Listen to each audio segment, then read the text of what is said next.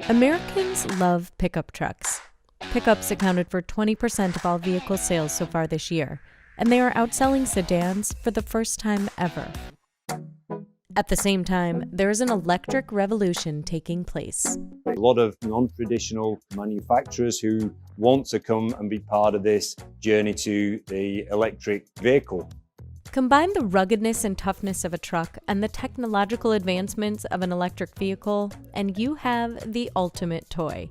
This is why established players like GM, Ford, Tesla, and a slew of startups like Rivian, Lordstown, and Bollinger are all working on electric pickups. Hey, I'm Steven and this is Solving the Money Problem. If you're new, welcome. If you're not, welcome back. So as you heard in the introduction there, the electric vehicle revolution is here. So in this video, I'm going to share my thoughts and opinions on a recent CNBC piece regarding the electric vehicle pickup truck revolution. So let's get into the video. But first, hey guys, if you're in the US and you'd like 3 free stocks, yes, 3 free stocks, check out the link in the description to WeBull. Open a new account and fund it with $100 and you'll get 3 free stocks, 2 of them valued up to $1,600. And if you're in Australia, the UK, or New Zealand, you can get a free stock with stake also using the link in the description. Let's get back to it. Electric pickup trucks were not even something we had on the radar just a few years ago. And now all of a sudden, this market has really exploded to the point of, perhaps there's already more supply than there is demand, because we haven't really proven necessarily that there is strong demand or desire among truck owners to have an electric pickup. Strange opening comments here. Now look, I don't want to be too harsh here, but let's think about this just rationally, okay? Rational. If people are already buying pickup trucks, and then there's companies that begin to produce more pickup trucks that just so happen to be electric, presuming they offer the same utility and functionality and features, perhaps even better, being electric, lower cost of ownership, faster acceleration, better performance, blah, blah, blah, blah, blah. I really don't think that we need to prove that there's demand. We just need to actually meet that demand, which requires companies actually producing electric pickup trucks, which to date they're not doing, but soon they will. So let's move on. The race is on for who will be first to market.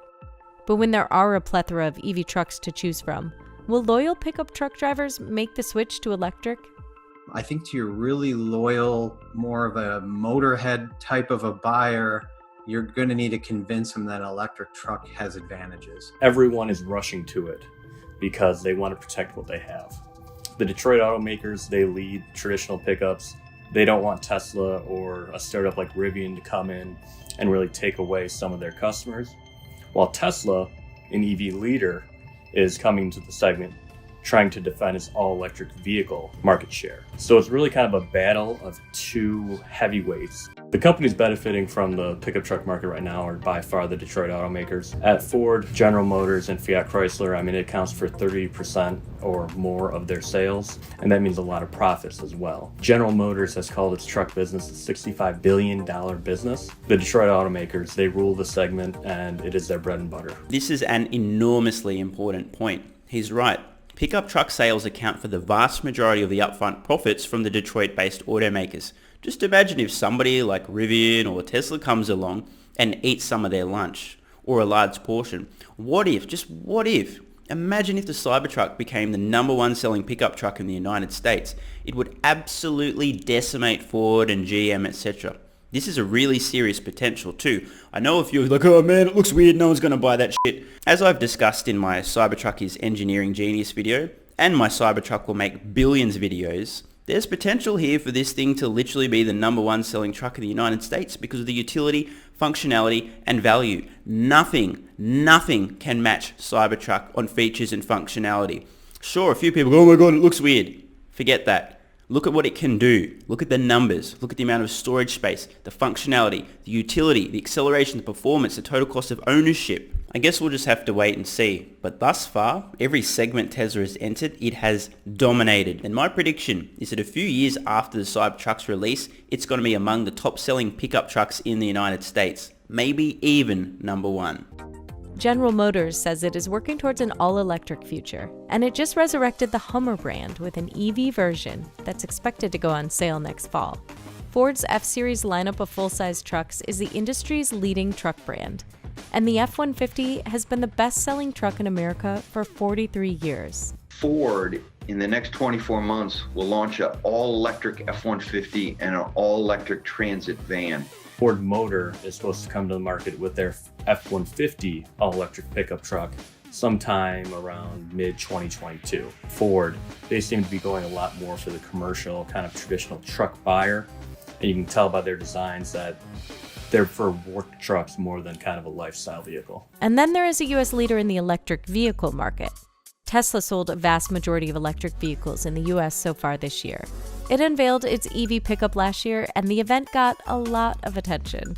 Understatement of the century, the damn Cybertruck broke the internet. Tesla has started construction on a factory in Austin, Texas to build the Cybertruck. Tesla making a truck in Texas is kind of an interesting play for Tesla, who is such a uniquely California company. Being there lends some credibility to their truck. It's a fairly savvy move by Elon Musk. Tesla's decision to build the Cybertruck in Texas was very strategic. You've got buyers there who have gone generations with buying Fords and Chevys. And for Tesla to enter the pickup truck market against those kind of brands, they need to be in the heartland of America. I agree. This was an absolute masterstroke from Tesla in deciding to build the Cybertruck in Texas. American-made, Texas-made pickup truck. You cannot get better than that. But whether the truck drivers in the heartland of America are ready to make the switch to electric is yet to be seen. In a country where pickup trucks haven't changed all that much in 100 years, the design of the Cybertruck is different. I think it's gotten a lot of attention, and I also think it's kind of grown on a lot of people for being something different. And Tesla's known to be different. This is a completely sci-fi direction for them. In car design, polarizing is never bad. From what I've learned in doing focus groups for a long time, is that if you have half the people like it, half the people don't, you usually have something that's pretty good, because you don't want necessarily people to feel kind of in the middle about it, because then you get nobody. At least you want to evoke some sort of emotion, either positive or negative.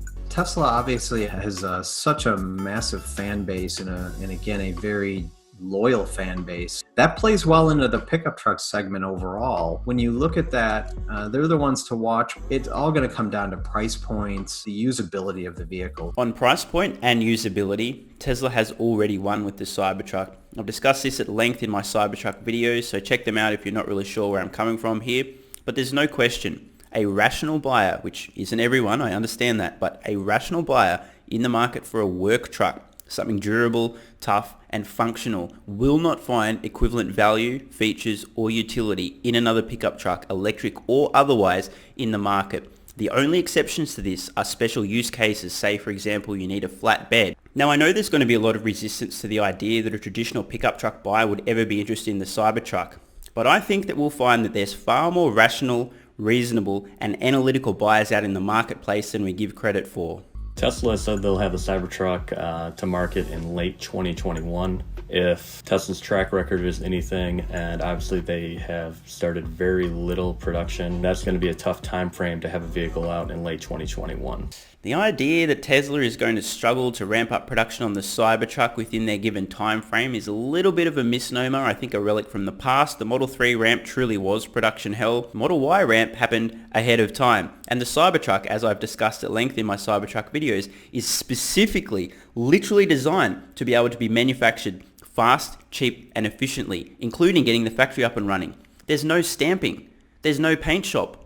The vast majority of the equipment and construction that actually goes into getting the production facilities up and running isn't there. So my prediction is this: unless Tesla encounters an absolutely unforeseen circumstance, just something you couldn't possibly have imagined or accounted for, Cybertruck ramp is going to happen fast and ahead of schedule. And the more important part, Tesla is going to be able to ramp the volume of production of the Cybertruck faster than any of its other products. So if there's sufficient demand there, Tesla will be able to scale Cybertruck production to phenomenal levels extraordinarily fast. And that doesn't just go for Tesla, but a lot of the EV automakers that are planning to have vehicles out late next year. Rivian is one of the EV startups that has been around the longest. The Michigan-based company was founded in 2009 and was in stealth mode for years. Its R1T truck is slated to deliver next year. Unlike Tesla, Rivian has cozied up with the Detroit automakers. Ford invested $500 million, and it purchased a factory from Mitsubishi in Illinois. They're really going for the lifestyle buyer. They've got an SUV coming, they've got a pickup truck coming, and it's really a nice looking modern vehicle. I'd keep an eye on Rivian. They're likely to be the first one out of the gate, and I think they're certainly the one to watch. The vehicle has some interesting features and content, and I think from a capability standpoint, as far as towing, they've done some off-road testing, and I think they're proving that it's off-road worthy. Rivian is a good example. They're really finding their own little niche, and it's interesting to watch them too, because the pickup truck and the utility vehicle that they're talking about are very much aimed at more of a lifestyle buyer. Somebody who wants to go off-road for the weekend and go camping and do that kind of thing. They're aiming for a buyer with more disposable income. Rivian has raised about $6 billion so far without selling a single truck or SUV. It also has an unlikely backer in the auto industry. Amazon led a $700 million investment and announced it would purchase 100,000 electric vans from Rivian. The Amazon investment for Rivian was a huge deal for the industry, but to have Amazon's backing and their blessing, not to mention pre-orders for a van, it really kind of propelled them into another level compared to a lot of these startups. I suspect Rivian will do relatively well. They're an early mover. They're going for a more traditional look in terms of the pickup truck, so it's not going to scare so many people off like the Cybertruck. And of course, they're going for that premium lifestyle type of buyer rather than somebody who's likely to be using their Rivian pickup truck for work purposes 5 or 6 days a week. There'll be exceptions, of course, but I think Rivian have a smart strategy here. They're carving out a very small niche, but it's one that matters, and I think that they're going to get a lot of traction by being an early mover. And of course, the enormous investments from Ford and Amazon really give a lot of credibility to Rivian, and a little bit of a safety net as well. Another thing that Rivian has kind of in its favor is it's planning to sell its skateboard. The architecture underneath the bottom of the pickup truck, and that makes it go. They have an agreement with Amazon, and that's a pretty substantial order, and it should help them move along a little bit more smoothly. But even with all of that stuff in place, they're still going to be a relatively low volume player for a while. Rivian, they're considered probably the most likely to be a competitor to Tesla, as well as the traditional automakers entering this segment, and they've got enough capital to bring the vehicles to market. But you need to build the vehicles, because until then you really haven't accomplished anything. Another new truck company is Ohio-based Lordstown Motors, and its Endurance truck is slated to come out in 2021. The company just went public via a SPAC. We're in a race to be first, right? We really want to be first mover, first electric truck, pickup truck in the world. This is the wave of the future. This is the first time it's ever been done. It's been thought of for a long time. It, in theory, should work better. I mean, it should work better. Instead of catering to the luxury buyer, Lordstown plans to sell trucks to fleets. Lordstown says it has secured 40,000 pre-orders for the truck, which would equate to about $2 billion in revenue. We are a meat and potato work truck, right? We are geared towards fleets, right? You know, we're enjoying that pent-up demand because we're the only one down in this price point making a full-size pickup truck. Sorry dude, not buying it. Price point more expensive than the first and second tier Cybertruck. Yes, the single motor and the dual motor Cybertruck are cheaper than Lordstown's truck. Fancy that. Oh, what he was saying when he said pickup truck wasn't about the functionality and the utility and the features and the capability, but the aesthetic appearance. I'll definitely give them that. But mark my words, the only people who'll be interested in buying the Lordstown Endurance are people who either don't know about Cybertruck, haven't actually looked at the specs of the Cybertruck, or they're just so scared because it's so different and I'm uncomfortable. I've never seen anything like that. Because on paper, the numbers are the numbers. The Cybertruck shits all over the Endurance. There is Bollinger, which is more of a kind of simplistic, modern design pickup truck. It's almost like a boxy military vehicle. And they are also planning to come to market Q4 of next year, have someone else build their vehicle though. Michigan-based Bollinger Motors has yet to announce its manufacturing partner, but says it will do so soon. It unveiled a pickup and SUV last year. It also says it will produce an electric delivery van, just like Rivian. One other company to mention is Nikola. It unveiled renderings of the Nikola Badger this year. And you guys wonder why I refer to this network as CNBC. Why would they even mention this turd of a company? They released computer-generated images of a piece of vaporware that was released, the pictures, solely to lure in unsuspecting retail Robinhood investors to pump up the Nikola stock price ahead of Nikola World when they can all sell their insider shares, which are currently locked up. Allegedly, do your own research. This is just my opinion. By the way, Trevor, go fuck yourself. While the startups attempt to release their first vehicles, the established players are retooling to build the EVs. The automakers seem confident that these trucks will be successful. Our electric vehicles will be profitable. End of story. Initially, just because the volume isn't there yet, the margins are probably going to get squeezed on an electric vehicle. However, over the longer run, you're looking at a vehicle that has many less parts than a traditional gas-powered vehicle. So there are certain advantages, not only in terms of initial cost, but then also durability, cost to consumer. There's just less things that can go wrong and potentially break in an EV than there are in a traditional gas-powered engine. But even if there are advantages, Americans still don't seem ready to make the switch to electric. EV sales account for only 1.5% of the overall US auto market so far in 2020. How do I say this gently without just being completely obnoxious and highly insulting? Let's think about this logically and reasonably here. Now, at the moment, if EVs are a small portion of the market, but, keyword there, but they're all being sold, which they are. Tesla's accounting for about 80% of all US sales. They're production constrained. They sell every vehicle they make. The other 20%, sure, they might have one or two steaming piles of shit in the showroom that hasn't sold. But for the vast majority of these vehicles, even though they suck shit, they're also still selling. So we can't really infer a lack of demand or whether or not the American consumer is ready for these EVs because every single one that's being built is being sold. In fact, we might be able to infer from that wonderful statistic that maybe, in fact, the American consumer is ready for electric vehicles. They just don't have any to buy. Just saying. If you look at somebody like, a Ford F-150 electric truck, that has millions of potential buyers on the road versus somebody like Rivian, who is a startup and has zero, buyers on the road that have experienced their product, have liked their product, can recommend their product. So I think that is going to be a challenge. I mean, it's always really hard to build up a brand name, especially when you're looking at real historical competition that is almost interwoven into the fabric of American history, if you think about these Ford and Chevrolet pickup trucks.